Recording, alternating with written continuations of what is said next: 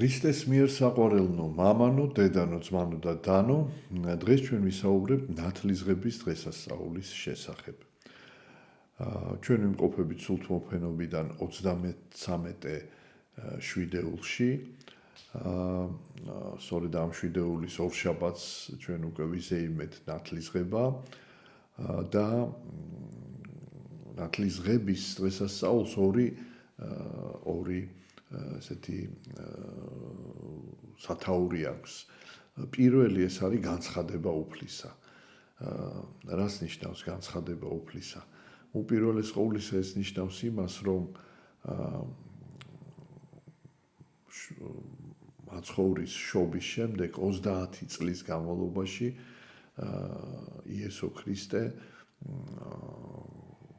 ემზადებოდა საზოგადო ასეთი მსახურებისათვის, რომ გამოვიდოდა ხალხში და როგორც მესია თავის დანიშნულებას აღასრულებდა. პირველ რიგში ჭეშმარიტ სწავლებას გადასცემდა და თავისი ღვთაებრივი სასწაულებით კიდევ ერთხელ განამტკიცებდა მათში რწმენას ადამიანის სასუფეველში დაბრუნების აღთქმის შესახებ, რომელიც მისი მოვლენებით იწყებს აღსრულებას და საბოლოოდ, ესე იგი, ამ აღთქმის აღსრულებით, ანუ რეალურად კაცობრიობის გამოხსნით ტყვეობის, სიკვდილის ტყვეობისაგან და მისი ცათასასუფეველში მისთვის გზის გახსნით, დაბრუნებისათვის გზის გახსნით, ცათასასუფეველის კარიბჭის გახსნით. აი ესე მთავრდება ესე მის საზოგადო მოღვაწეობა და გაცრავად. აი ამ დღესასწაულს წინა კვირა დღესასწაულისა და მისი შემდგომი კვირა ორივე ეწოდება ნათლისღების წინა და შემდგომი დღესასწაულები და აი ეს ორი კვირის სახარებაზეც ვისაუბრებთ დღეს ჩვენ, ვისაუბრებთ ნათლისღებაზე და ამ ორი კვირის სახარებაზე, რადგანაც ძალიან დაკავშირებულია ეს რასაკვირველია სახარებები ერთმანეთთან. როგორც თქვით, ორი სათაური აქვს ნათლისღებას, ეს არის განცხადება და თავად, ესე იგი, უფლის იესო ქრისტეს მიერ იორდანეში იოანესგან მიღებული ნათელი. ჩვენ ვისაუბრეთ განცხადებაზე, განცხადდა ის, რომ იესო ქრისტე არის, ესე იგი, მესია, მოვლენებული, იგი ესე იგი იწყებს საზოგადო მსახურებას და საიდან ჩანს, რომ იგი არის მესია, უპირველეს ყოვლისა იოანე ნათლისმცემელი, რომელიც ამისთვის მოევლინა, რომ მოემზადებინა ისრაელი მესიის შესახვედრად, იგი პირველად ხედავს იესო ქრისტეს და სულიწმინდით რასაკვირველია იგი იცნობს მას და ეტყვის, რომ მე უნდა მივიღო შენგან ნათელი და შენ მოდიხარ ჩემგან ნათლისღებისათვის, ჩემთან რომ ნათლისღება მიიღო, ნათელი მიიღო და მათ სვარ ეუბნება, რომ უნდა აღსრულდეს ყოველივე წესი. აქ იგულისხმება ის, რომ ადამმა, რომელსაც სამოთხეში ქონდა კაცთა მოდგმის, ესე ვთქვათ, წინამძღოლის მისია და მის მიერ სამოთხეში ღვთისათნო ცხოვრებით, იგი უნდა შესულიყო, დამკვიდრებულიყო ცათასასუფეველში და მისი შთამომავლობა, სწორედ აი მთელი თავისი მოდგმა უნდა შეეყვანა. მაგრამ ვინაიდან ადამმა დაარღვია უფლის მცნება, მან დაკარგა სამოთხე და რაც თავარია დაკარგა კავშირი ღმერთთან და იგი ვერ გახდებოდა წინამძღვარი სასუფეველისკენ მიმავალ გზაზე, პირიქით იგი აღმოჩნდა წინამძღოლი აი სიკვდილის ტყვეობაში, ცოდვის ტყვეობაში, კაცობრიობის წინამძღოლი აღმოჩნდა და აი იესო ქრისტე არის ახალი ადამი, რომელიც აღუთქვა ღმერთმა კაცობრიობას, რომ აი მოევლინებოდა მხსნელი, ანუ ის პიროვნება, რომელიც აღასრულებდა იმ მისიას, რისი აღსრულებაც ვერ შეძლო ადამ. ამიტომ იესო ქრისტეს ქვია ახალი ადამი. და იგი აღასრულებდა თავის როგორც ადამიანი ყველა წესს, ანუ უფლის ერთგული იქნებოდა, მორჩილებაში იქნებოდა, იქ უფლის ნებას არ დაარღვევდა და ამით, ესე იგი, გამოასწორებდა ადამიანის შეცდომას და გახდებოდა ახალი ადამი, ანუ მეორე წინამძღოლი სასუფეველისკენ მიმავალ გზაზე. და ამიტომ იესო ქრისტე ყველა წესებს ასრულებს. მან წინადაცვეთის წესი შეასრულა, უпроსწორედ მშობლებმა აღასრულეს მისთვის ეს წესი და აი ახლა მოდის მთელი ისრაელი და იორდანეში ინათლება, ინანიებს სოდებს, თუმცა იესო ქრისტეს სოდის მონანება არ სჭირდება, მაგრამ იგი აღასრულებს ყველა წესს და მაშინ იოანე რასაკვირველია მას დაემორჩილება და აი აწერია ამის შემდეგ 10-ს სახარებაში. და ნათელი იყო იესო და მეხსეულად აღმოვიდა რა წყლისა მისგან, აჰა, განეხუნეს მას სანი და იხილა სული ღვთისა, გარდამომავალი ვითარცა ტრედი, მოვიდა და დაადგრა მასზე და ხმა იყო ზეცით და თქვა, ესი არს ძე ჩემი საყვარელი, რომელიმე სათნო ვიღავ. ესე იგი უპირველეს ყოვლისა, როგორც აღნიშნეთ, ესე იგი ეს არის განცხადება მესიისა, რომ მესია მოვიდა, ამას იგებს იოანე, რომელიც ამზადებს სწორედ მესიასთან შესახვედრად, მაგრამ აქ არის განცხადება არა მარტო მესიისა და მესიის მიერ საზოგადო მსახურების დაწყებისა, არამედ განცხადება ღმერთის ჭეშმარიტი ასეთი სახისა, რომელიც აქამდე კაცობრიობისთვის დაფარული იყო. განცხადება იმისა, რომ ღმერთი არის წმინდა სამება და ეს მოხდა შემდეგნაირად, ესე იგი წყლიდან ამოსვლის შემდეგ, როდესაც ამოვიდა წყლიდან, მიიღო შთაფლა იოანემ წყალში და ამოდის მაცხოვარი წყლიდან და სული წმინდა ტრედის სახით დაადგრა მასზე და როგორც წმინდა მამები ბრძანებენ, ეს საიდუმლო, ისევე როგორც ბევრი სხვა საიდუმლო აღესრულებოდა ღამით. ეს სასწაული და აი ამ ტრედის სახით მოვლენილმა სული წმინდამ გაანათა მთელი, ესე იგი, არემარე, მთელი იორდანე და ის ხალხი, ვინც იქ იყო და ყველამ დაინახა, რომ ეს სული წმინდა დაადგრა იესო ქრისტეს და იყო ხმა მამა ღმერთისა, ესე არს ძე ჩემი საყვარელი, რომელიმე სათნო ვიყავ. ანუ ეს არის, ესე იგი, ძე ღმერთი. ასე რომ ჩანს მამა, ჩანს ძე ღმერთი, რომელიც ინათლება და ჩანს სული წმინდა, რომელიც ტრედის სახით დაადგა მაცხოვარს. ესე იგი, ეს არის სამების განცხადება. არა მარტო იესო ქრისტეს საზოგადო მოღვაწეობის დაწყების განცხადება, არამედ ყოვლა წმინდა სამების განცხადება და ამავე დროს ეს შეიძლება იყოს სხვანაირად თუ ვიტყვით, ეს იყო ნათლისღება სწორედ სამყაროსი. ანუ სამყაროს მოეფინა ნათელი. ანუ სამყარო, რომელიც იყო წვდიაჩი, რომელიც მოკლებული იყო ნათელს, მიუხედავად იმისა, რომ ებრაელ ერს ჰქონდა სჯული ეს იყო საშუალება მომზადებისა იმისთვის, რომ როდესაც მესია მოევლინებოდა, სჯულის აღმასრულებელი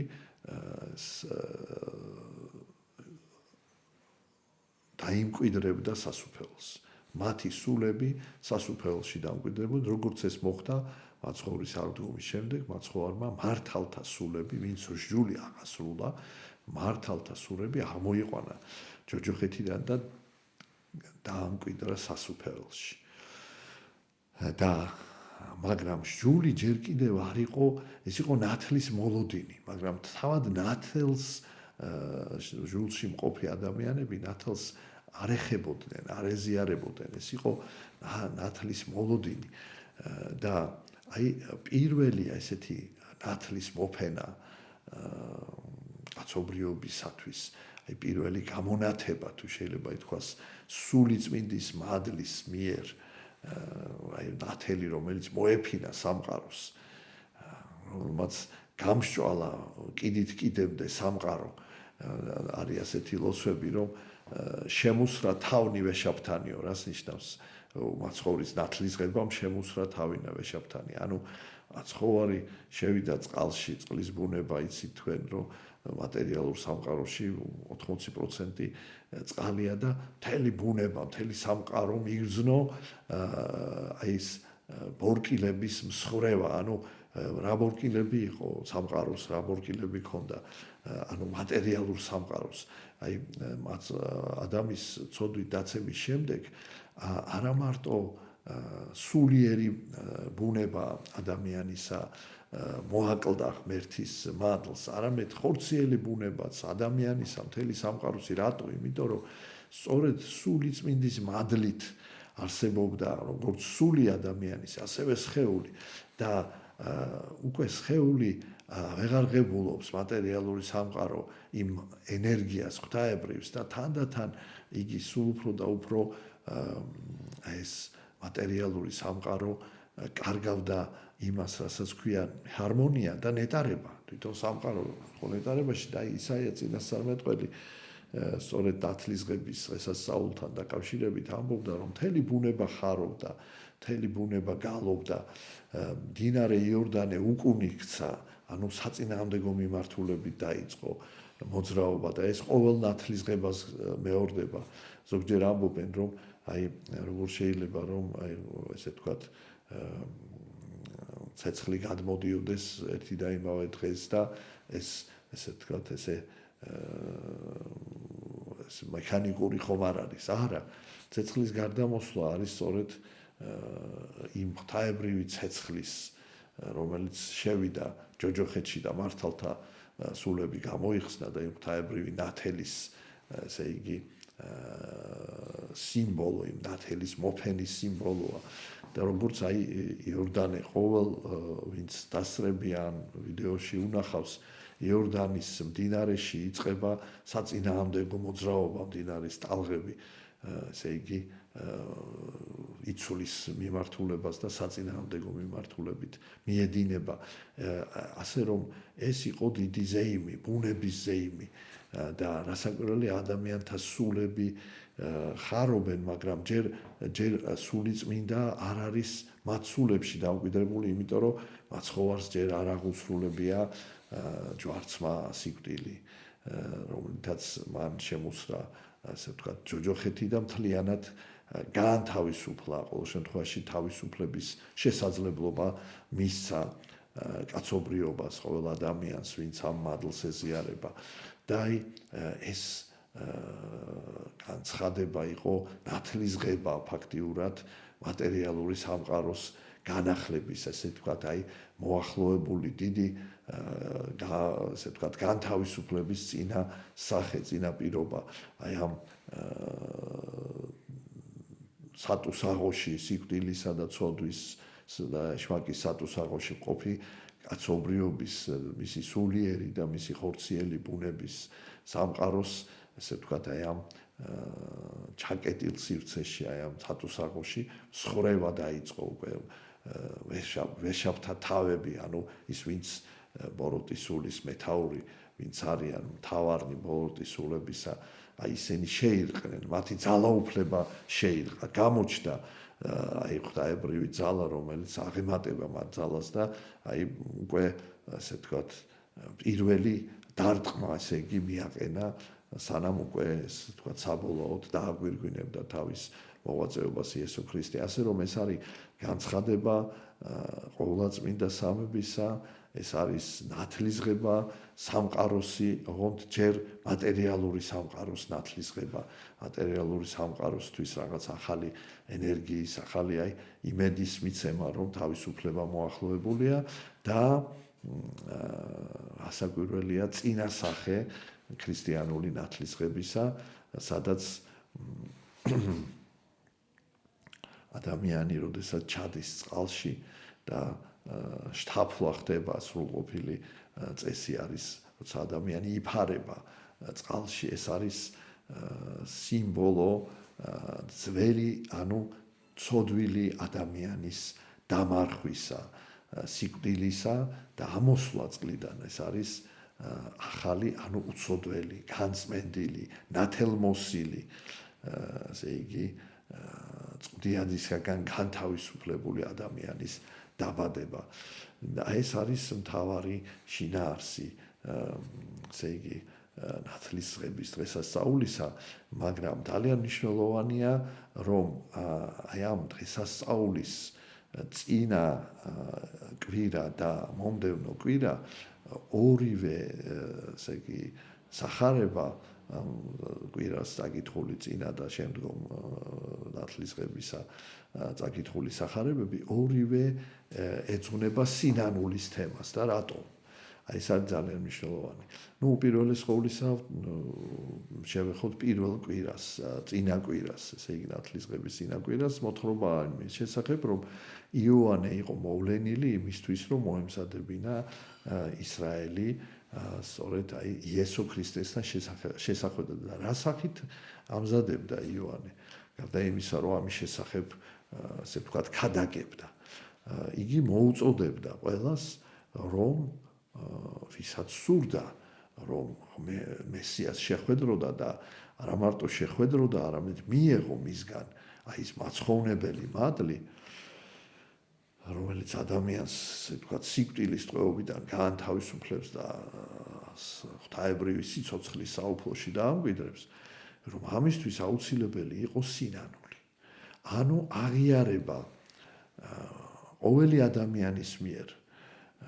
იმ ცნებების დარღვევისა, რომელიც ყოველდღიურად ხდება ადამიანის ცხოვრებაში. არა არის კაცი, რომელიც სხონდეს და არა სხოდოს. გვასწავლის ეკლესია, ანუ უცოდველი მხოლოდ ღმერთია. ცნების შესრულება რასაკვირველია, სრულყოფილად თვითწმინდანებსაც კი არ შეუძლიათ, მაგრამ ეს იმას არ ნიშნავს, რომ მათ ვერ მიაღწიეს ისეთ სიწმინდეს, როდესაც აი ვთქვათ, სოდვა თითქმის არც ესე იგი ახსენდებათ, ესე იგი არავითარი სურვილი აღარ არის ცოდვის, მაგრამ აი ამ წმინდანებშიც კი თუნდაც მცირედი რაღაცა ის, რაც მათ ეჩვენებათ, რომ აი სრულყოფილებისკენ გზაზე რაღაც არ არის დამაკმაყოფილებელი, ეს იწვევდა გლოვას მათში წმინდანებში. ამიტომ წმინდანები მუდამ ასე ვთქვათ, უკმაყოფილონი იყვნენ იმ ხარისხით, რაც მათ ჰქონდათ, მაგრამ მათ ჰქონდათ მოპოვებული სული წმინდის ღვთაებრივი ენერგია, რითაც ადამიანებს კურნავდნენ, მრავალ, ასე ვთქვათ, წინასწარმეტყველებას ამბობდნენ და თავისი ლოცვით მრავალ ბოროტებას, ასე ვთქვათ, აჩერებდნენ, მაგრამ აი მაინც ყოველი ადამიანი, მით უმეტეს ვინც ვერ აღწევს ესეთ ხარისხს, ნებსით თუ უნებლიეთ, მეცნიერებით თუ უმეცრებით ადამიანის ცხოვრებაში ძალიან ბევრი ცოდვა, რადგანაც სიწმინდე ძალიან მაღალი ხარისხია და აი ამისი მუდამ ხსოვნა, რომ ჩვენ სიწმინდეს ნებსით თუ უნებლიეთ თუ არ ღვევთ, მეცნიერებით თუ უმეცრებით თუ არ ღვევთ, ეს არის ბუნებრივი მდგომარეობა ადამიანის, მოწიწება, მოგზალება სიწმინდის წინაშე, რომ ჩვენ ყოველთვის ვერ ვართ ამ სიწმინდის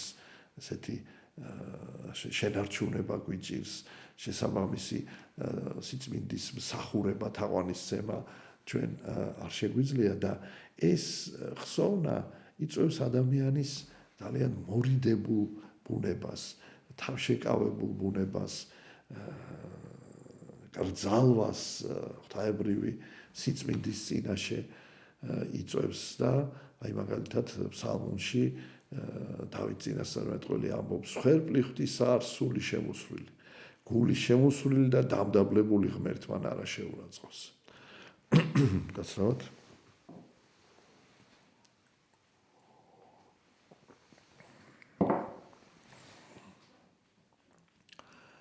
აი ასეთი გული ანუ გული რომელიც მუდამ ფიქრობს სიწმინდის აღსრულებაზე და ბუნებრივია ხედავს რომ ეს ადვილი არ არის რომ ეს ასე ხშირად ვერ ხერხდება იმ ხარისხში რა ხარისხშიც თვითონ სათნო ღვთისათვის და თვითონ ადამიანსაც სულს ეს ამიტომ არის ეს მორიდება არის ეს შემოსვლილება გულისა სიმდაბლე თავდაბალი უნდა იყოს ადამიანი მორიდებული უნდა იყოს და აი ამის საწინააღმდეგო ამპარტავნება როგორც თვითკმაყოფილება რაღაც ადამიანი ცოდვილი როგორც შეიძლება იყოს თვითკმაყოფილი თვითდაჯერებული ესე თქვათ კადნიერი ეს ყველაფერი აქედან მოდის ესე იგი შენ თუ არ გაგს განცდა თვისთა ცოდვათა არ გახსოვს და ეს არ გაწუხებს შენ ბუნებრივია ვარდები უკვე ამ პარტავნებაში რაც უფლისათვის მეტად არასასიამოვნოა არის ასეთი გამონათქვამი მაღალი გულითა საძაგელ არს წინაშე ღვთისა ანუ ეს ამაღლება გულისა ამაღლება საკუთარი თავისა უფალი ბრძანებს ვინაც დაიმდაბლოს თავისთვის იგი ამაღლდეს და ვინაც აღიმაღლოს თავისთვის იგი დამდაბლდეს აი ამიტომ იოანე მოუწოდებს რომ თუ გვინდა ჩვენ რომ მესიასგან მივიღოთ მადლი ჩვენ უნდა გქონდეს გული შემოსვლილი და დამდაბლებული და როდის მოდის ეს გული შემოსვლილი და დამდაბლებული როდესაც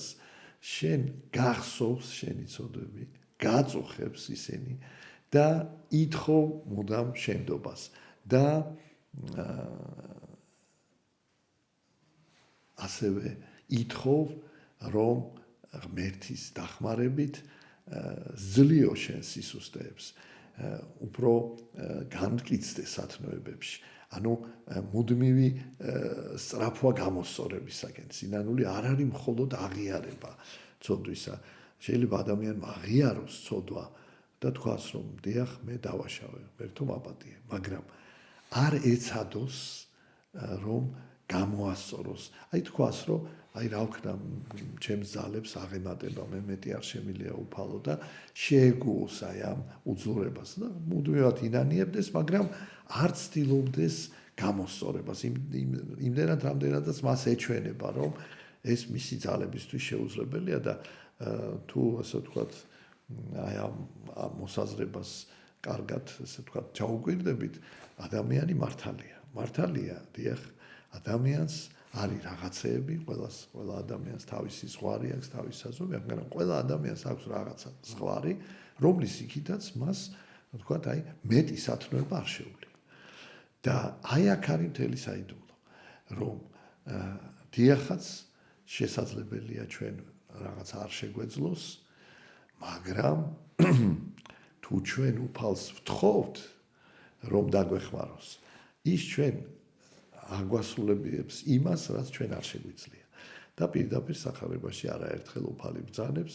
შეუძლებელი კაცთაგან ღვთისა მიერ ყოველივე შესაძლებელ არს ამიტომ აი სწორედ თხოვნა ლოცვა სწორედ სასოება ღვთის ძალაზე გვაძლევს საფუძველს რომ ჩვენ შეუძლებელის გაკეთება ჯერ ვისურვოთ და მე ღვთის დახმარებით განვახორციელოთ. აი ეს არის სინანული ეს არის მუდმივი ფიქრი საკუთარ შეცდომებზე, განცდა წუხარება ამ შეცდომების გამო, სხვანაირად ამას ქვია სინდისის ქენჯნა. აი სინდისი ხშირად რაღაცას კარნახობს და ჩვენ ვახშობთ ამ ხმას. არის აი ადამიანმა სინდისის ხმა ჩაახშო და ფაქტიურად შეიძლება ეს სინდისი უკვე ჩაკლას ადამიანმა თავის თავში აი პავლე მოციქული ამბობს რომ მათ სინდისი დამწვარი ჰქონდათ.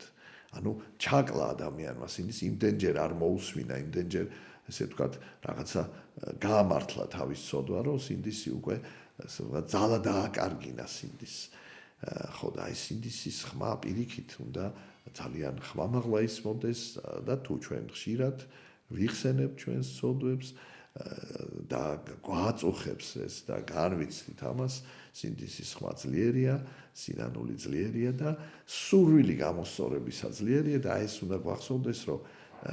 რაც ჩვენ არ შეგვიძლია, ღმერთი გვაძლევს ამის ძალას და შესაბამისად ჩვენ უნდა ასე იგი მივენდოთ უფალს, ვთხოვოთ უფალს და უფალი ჩვენ ამას შეგვაძლებინებს. აი ეს არის მთავარი არსი ნათლისღების დღესასწაულისა და აი ეს როგორც ჩვენ თქვით, წინასახია ნათლისღება იესო ქრისტეს ნათლისღებისა, რაც ნიშნავს, რომ ადამიანი წყალში შთაფლით, ესე იგი თავის ძველ ადამიანს, ანუ ცოდვილი ბუნების მქონე ადამიანს მარხავს, ანუ წყვეტს კავშირს თავის წარსულთან და იწყებს ახალ უცოდველ ცხოვრებას და იწყებს ესე იგი ცხოვრებას უკვე ნათელში, სიწმინდეში, ღვთაებრივ ცნებებში, რაც ადვილი არ არის, რასაკვირველია, მაგრამ როგორც უკვე ვთქვით, შეუძლებელიც არ არის, რადგანაც ღმერთს შეუძლია შეუძლებელიც გაგვაკეთებინოს და აი როგორც ვთქვით, წინა კვირაც აი ამ სინანულის მოწოდებაზეა, სინანულის ნათლისცემას, სინანულისა ქვია იოანეს ნათლისცემას, ის ცოდვებს არ მიუტევებს, ის ამზადებს, რომ ადამიანი, რომელსაც აი ეს გული შემოსვლილი აქვს, ის ღებულობს მათს. ამბარტავანი თვითკმაყოფილი ადამიანი, ვისაც ცოდვების განცდა არ აქვს, იმის გული გაქვავებულია, დახურულია, იქ უფლის მადლი ვერ დამკვიდდება. ანუ გულის განწმენდა, გულის ესე ვთქვათ დარბილება, გაყინული გულის გათბობა და მომზადება ღვთის მადლის მისაღებად. აი ეს არის სინანული და ასევე მთავრდება უკვე, ესე როგორც უკვე აღნიშნეთ, ნათლისღების წინა კვირის სახარებაც სინანულის მნიშვნელობაზეა და ასევე მთავრდება შემდგომი კვირის სახარებაც და უფალი ბრძანებს ასე დაიწყო, აი უკვე თქვენ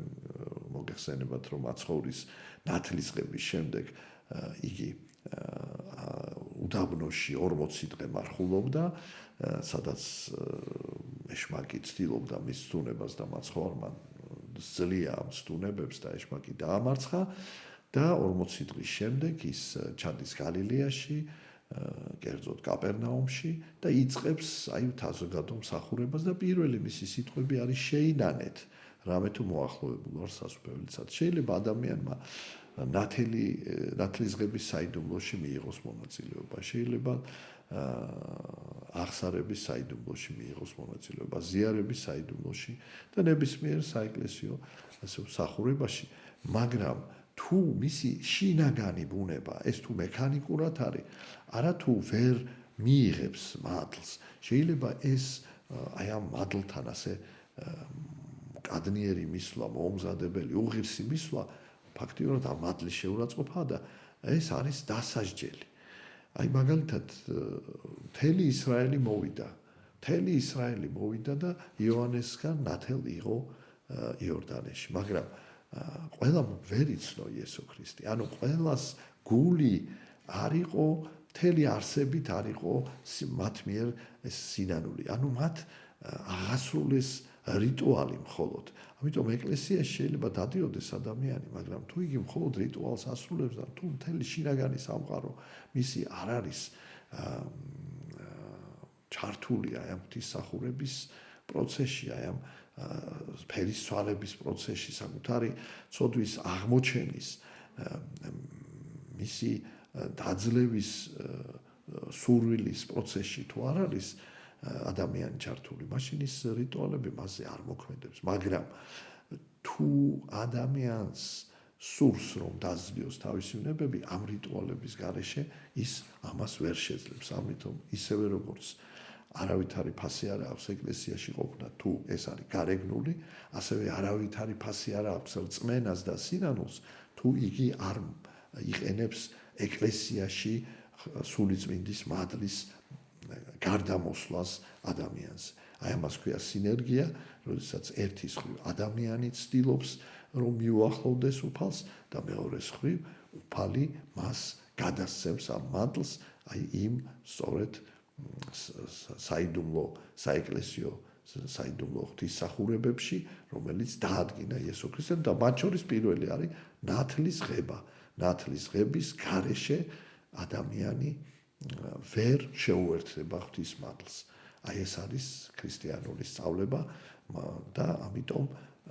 აუცილებელია რომ ადამიანი ვისაც სურს რომ ღმერთს შეუერთდეს, მიიღოს ქრისტეს ნათელი. მაცხოვარი აღდგომის შემდეგ მოუწოდებს მოწაფეებს წარვედით და მოიმოწაფენით ყოველნი კიდენი ქვეყანისა და ნათელს სცემდით მათ სახელითა მამისათა და ძისათა და სულისა წმინდისა. აი სწორედ ნათლის სცემის დროს თუ ადამიანი მთელი არსებით, მთელი გულით ისწრაფვის ღვთისაკენ, წამს ღმერთი და ელოდება სულის ახლიდან დაბადებას, ის იბადება. მაგრამ ეს პროცესი მთელი ცხოვრება უნდა გაგრძელდეს. მთელი ცხოვრება ჩვენ უნდა ვინარჩუნებდეთ აი ამ ღვთაებრივ მადლს, რომელიც მივიღეთ ნათლობაში და განვაახლებდეთ და სრულყოფდეთ მას. აი ეს არის ქრისტიანული ცხოვრების წესი და კიდევ ერთხელ გილოცავთ ნათლის ღებას და ღმერთმა შეგვაძლებინოს, რომ მარადის ჩვენ ვიყოთ ნათელში, მარადის განახლდებოდეს ჩვენში ეს ნათელი ლოცვით და მარხვით და აღსარებითა და ზიარებით. ღმერთმა დაგმოცოთ, გაგახაროთ და მრავალ ნათლისღების დღესასწაულს დაგასროთ. ჩვენთან არს ღმერთი.